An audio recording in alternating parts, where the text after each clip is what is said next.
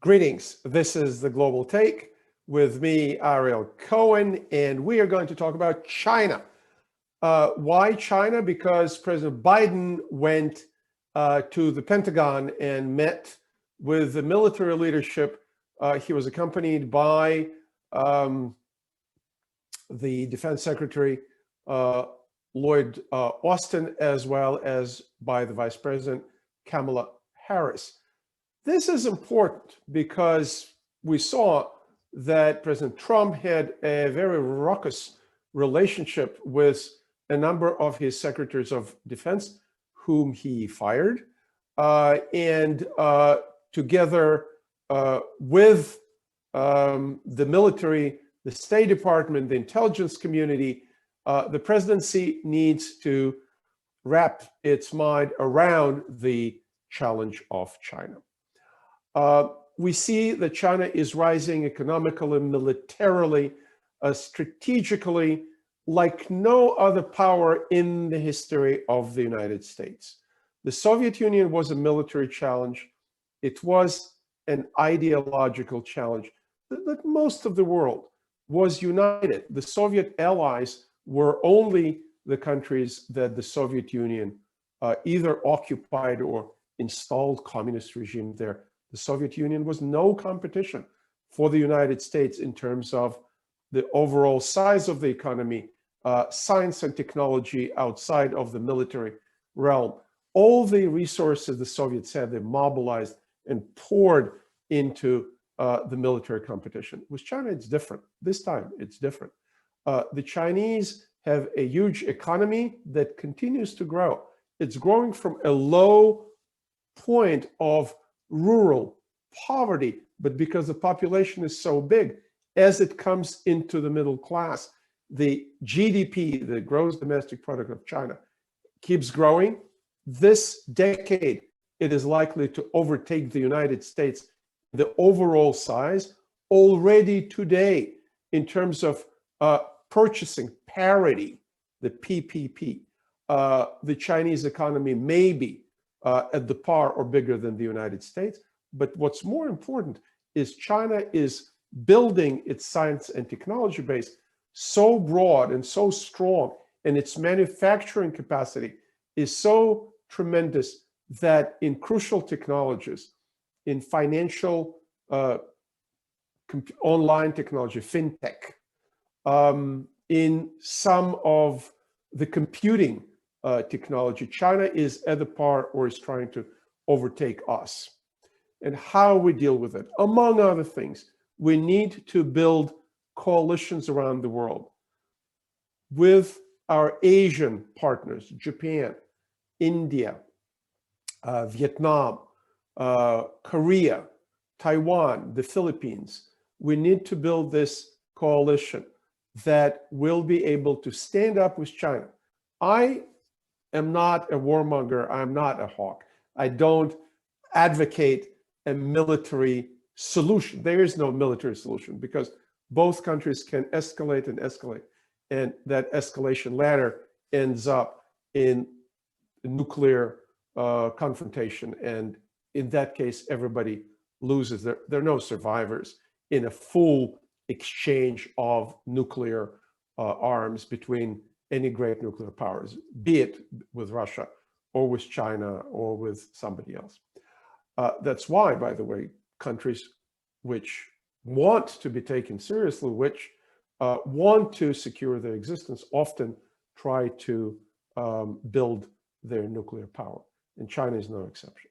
But in terms of containment, in terms of competition, in terms of coordination, we need to build the coalition that will balance China. The issue is balancing.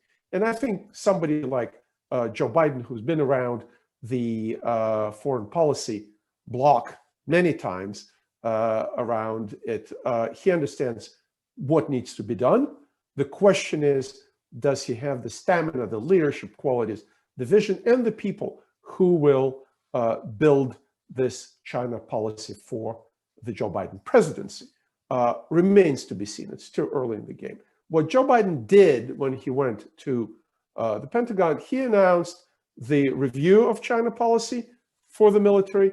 This will be led by his one-time foreign policy advisor and a China expert who is now the senior advisor to the Secretary of Defense, a gentleman named Eli Ratner. At the same time, someone I know and deeply respect, Kurt Campbell, will be the China policy czar for the Biden presidency.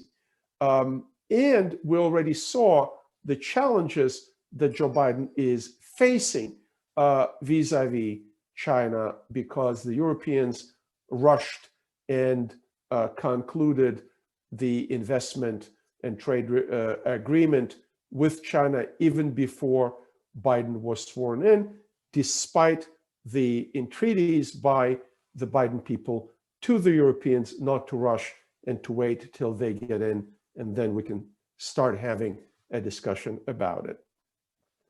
China and the US have a huge agenda to discuss, and the dialogue already started in a 2-hour phone call between Joe Biden and President Xi Jinping. Let me tell you, in foreign policy practice, very rarely foreign leaders talk for 2 hours. With Putin, for example, Biden spoke only for 35 minutes, and the Russians already expressed their displeasure with the relatively short period of time Biden dedicated to the conversation with Putin in comparison with Xi. But what's more important is the difference in how the US side and the Chinese side reflected these conversations. The US side said Joe Biden expressed his displeasure with Chinese policies in Xinjiang, the Uyghurs, the oppression and incarceration of the Muslim Uyghurs.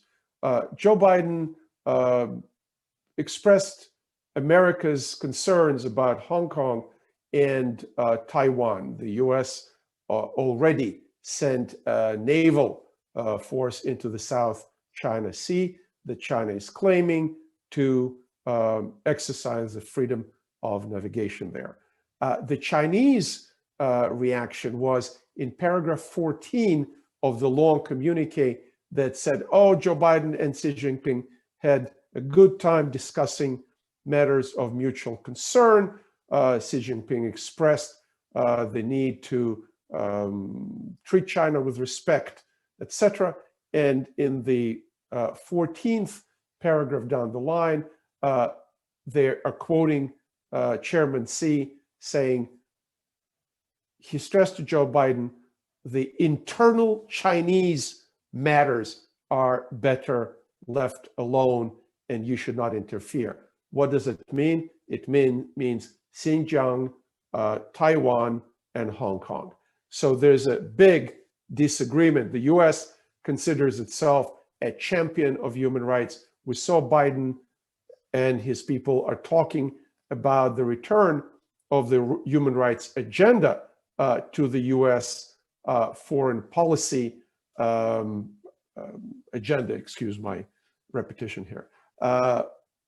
And China is a violator of human rights, unfortunately, in places like Xinjiang and Hong Kong. At the same time, we see that the Biden administration is planning to engage Iran in a dialogue about the Iranian nuclear weapons. They are planning to bring back the JCPOA, Joint Comprehensive Agreement, that the Obama administration and those diplomats who are in the leading positions of the Biden administrations now were involved in. And Iran is a massive violator of human rights. And I don't hear a lot of discussion about the Iranian violation of human rights, hanging of adulterers, hanging of gays, incarceration of people for blasphemy and things like that. So every administration, including recently the Biden administration and before that, the Obama administration, who talk about human rights, subjugate that issue make it secondary to other strategic bilateral issues, such as our relationship with China in terms of global warming, economy, security, and this will continue under Joe Biden. So what do we see? We see the rhetoric being scaled down somewhat in relation to what his predecessor, Donald Trump, used to do. And Trump used to slam doors and pound the table, figuratively, of course, and impose sanctions. But I don't think the Biden administration is going to waive the sanctions all of a sudden. These sanctions are a useful tool in negotiating with the Chinese on the issues that matter, including technology, including security, including the Chinese illicit market practices that threaten American economy and American companies. So while the excesses of the Trump style may be abandoned by the Biden administration, I think that the strategic concern with China, the challenge that it presents to the United States, unprecedented since the peak of the Cold War, when we thought the Soviets and us are going to go and exchange nuclear fire. Thankfully, it didn't happen. These challenges remain, and these challenges will be addressed day in and day out by the Biden administration. And as I said in the beginning of our conversation, by our allies, and keeping our allies with us. In addition to Japan, India, the Philippines, Vietnam, Korea, I should mention Australia. Australia will play a key role beyond Taiwan as a Western English-speaking democracy that is under a lot of pressure by China. We need to stand with our Australian allies as well as with our Japanese, Taiwanese, and Indian allies when it comes to China. With that, I thank you for being with me today, and please subscribe to this channel, and we will be back. Take care. Thank you for watching. Please subscribe to get more content like this.